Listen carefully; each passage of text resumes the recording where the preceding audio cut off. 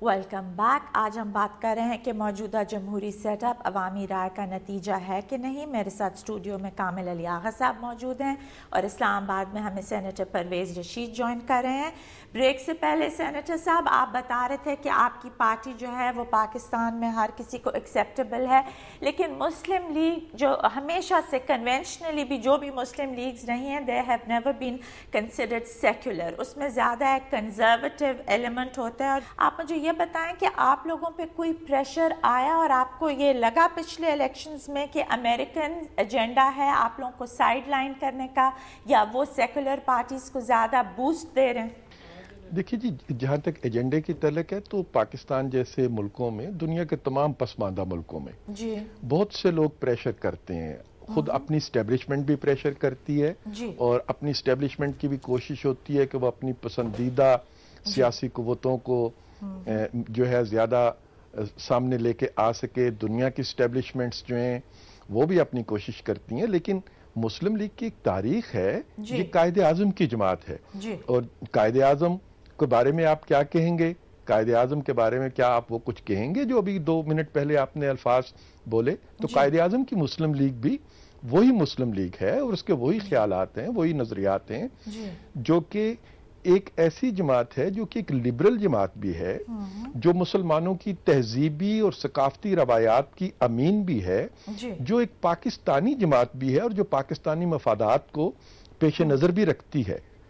تو میرا نہیں خیال کہ ہم کسی طریقے سے بھی آپ رائٹ ونگ نہیں ہیں. You feel you are very moderate اور آپ لوگ وہی قائد اعظم کی روایت کو آگے بڑھا رہے ہیں. یہاں پہ کامل علی آغا صاحب میں آپ سے پوچھوں گی کہ ابھی سینیٹر پرویز رشید صاحب نے کہا کہ جب الیکشن سے پہلے آپ ہی کی حکومت تھی اور آپ ہی کے پریزیڈنٹ تھے اور انہوں نے ہی الیکشنز کروائے اور ٹکٹس وغیرہ بھی آپ کی قیادت نے ہی بانٹے، تو اس وقت یہ سارے پرابلمز آپ فیس نہیں کر رہے تھے؟ اس وقت کیوں نہیں اس کو اٹینشن دی گئی؟ بات یہ ہے کہ حقائق کو توڑ مروڑ کے پیش کرنے کا فائدہ نہیں ہوتا. جو حقیقت ہے اور جو سچ ہے وہی سچ ہوتا ہے. جی یہ کس کو نہیں پتا کہ جنرل پرویز مشرف چودھری شجاعت حسین یا چودھری برادران کو پارٹی قیادت سے ہٹانا چاہ رہے تھے. اگر آپ 2008 کے الیکشنز کو ڈاؤٹ کر رہے ہیں تو 2002 میں جو الیکشنز ہوئے تھے جس میں آپ کی پارٹی ان پاور آئی تھی، ان کو آپ فری اور فیئر کہتے ہیں؟ دیکھیں اس وقت تو ہم پاور میں نہیں تھے اور نہ ہی ہم کوئی ایسی پوزیشن میں تھے کہ ہم، لیکن ایک کنگز پارٹی تو بنی ہوئی تھی اور ان کو پروموٹ بھی کیا جا رہا تھا کنگز پارٹی. دیکھیں یہ اسٹیبلشمنٹ کے ایجنڈے جو ہیں وہ کل بھی چل رہے تھے، جی اس سے پہلے بھی چلتے تھے، آج بھی چل رہے ہیں، لیکن یہ لوگ مانتے نہیں ہیں. دیکھیں اب آج بات ہوتی ہے کہ جی چودھری نثار صاحب اور شہباز شریف صاحب رات کے اندھیرے میں CNC سے ملاقات کر کے آئے ہیں، لیکن یہ اس کو بڑے خلوص سے کہتے ہیں کہ جی آرمی چیف کو ملنا کوئی معیوب نہیں ہے. جی پرویز رشید صاحب آپ سے اس کا میں سوال کا جواب لینا چاہوں گی کہ انہوں نے جو کہا کہ ملاقاتیں ہوئی آرمی چیف سے اور اس کے بعد کارا صاحب نے یہ بھی ایکیوز کیا کہ شہباز شریف صاحب before the NRO decision chief justice صاحب سے بھی انہوں نے ملاقات کی تھی، جو کہ آپ کی پارٹی ڈینائی کر رہی ہے. تو اس طرح کی ایکوزیشنز پہ آپ کچھ کہنا چاہیں گے؟ ابھی ہمیں یہ بتایا جا رہا ہے کہ پرویز مشرف جو تھے وہ چودھری برادران کو سیاسی طور پر نقصان پہنچانا چاہتے تھے، لیکن پاکستان کے عوام کے حافظے میں جو بات موجود ہے وہ یہ ہے کہ یہ اعلانات کہ ہم 10 دفعہ مشرف کو وردی میں منتخب کریں گے، تو آخر اس محبت کی کوئی وجہ ہوگی نا جو 10 مرتبہ اس کو وردی میں منتخب کرانا چاہتے تھے. اور پنجاب اسمبلی سے ریزولوشنز پاس کرواتے تھے پرویز الہی صاحب کے پرویز مشرف کو ہم وردی میں پھر صدر منتخب کریں گے، اور ان سب نے مل کے پھر اس کو صدر منتخب بھی کیا. اس سے تو کوئی ڈرائی نہیں کر سکتا.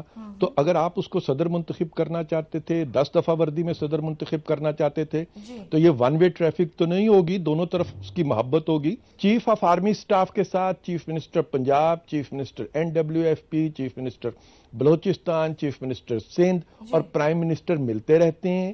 اس ملاقاتوں میں ظاہر ہے کہ ایک ہی ملک میں آپ جب رہتے ہیں اور ایک ہی حکومت میں آپ ہیں اور مختلف اداروں کے سربراہ ہیں اور جو جنگ چل رہی ہے ہمارے ملک میں اس میں آپ کو ایک انٹریکشن کرنا پڑتا ہے. ان باتوں کو کوئی دوسرا مطلب ہمیں نہیں پہنانا چاہیے. اب ہم آگے کی طرف بڑھتے ہیں. دیکھیے بات یہ ہے کہ جو کوئی بھی منصوبے تھے الیکشن کے وہ اگر کسی کے ناکام ہوئے تو وہ پاکستان کے عوام نے اپنی طاقت سے ناکام کیے. یہ بالکل درست بات ہے کہ اس میں ہو سکتا ہے کہ کسی بڑی طاقت نے کوئی اپنے ریکوائرڈ ریزلٹ سوچے ہوں. جنرل مشرف نے بھی اپنے ریکوائرڈ ریزلٹ سوچے ہوئے تھے اور جو سیاسی جماعت برسر اقتدار تھی جن کی حکومت تھی انہوں نے بھی کوئی سہانے سپنے دیکھے ہوئے تھے لیکن وہ سہانے سپنے سارے اس وقت ٹوٹ گئے نا جی جس دن بیلٹ باکس میں سے ووٹ نکل آیا لوگوں نے ان سپنوں کو توڑ دیا. اب آپ کو یہ گلہ لوگوں سے نہیں کرنا چاہیے. اپنے ماضی پر نظر ڈالیں, اپنی غلطیوں کو دیکھیں.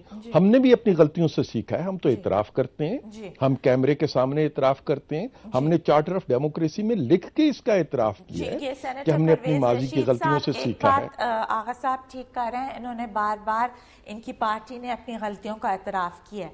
لیکن دیکھیں نا, اگر وہ این آر او پاس ہوا اور جیسے کہ کہا جاتا ہے کہ کیبنٹ بھی ان فیور نہیں تھی اور آپ کی قیادت بھی ان فیور نہیں تھی, پھر الیکشنز کے اندر تو سب نے پھر پرویز مشرف صاحب کو ووٹ دیا نا, تو اس کا کیا جواب ہے آپ کے پاس؟ ہر کسی کو ماننی چاہیے غلطیاں جو ہم نے کی وہ ہم نے مانی. لال مسجد والا واقعہ جو تھا اس کے اندر, لیکن ہماری پولیٹیکل قیادت کا جو رویہ رہا وہ سب کے سامنے ہے.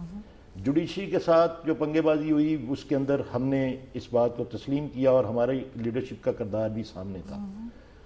اور اس کے علاوہ بگٹی والے مسئلے میں چودھری شجاعت صاحب کا کردار آپ کے سامنے ہے. اور لال مسجد صبح 5 بجے تک سوا 4 بجے تک چودھری صاحب وہاں پہ موجود رہے کہ یہ اٹیک نہ ہو اور معاملات سلجھ گئے اور سلجھ گئے. لیکن اس کے بعد بلڈوز کر دیا گیا. لیکن میں یہ کہتا ہوں اس کے باوجود بھی ہم اس کو تسلیم کرتے ہیں کہ یہ ہماری غلطیاں تھیں.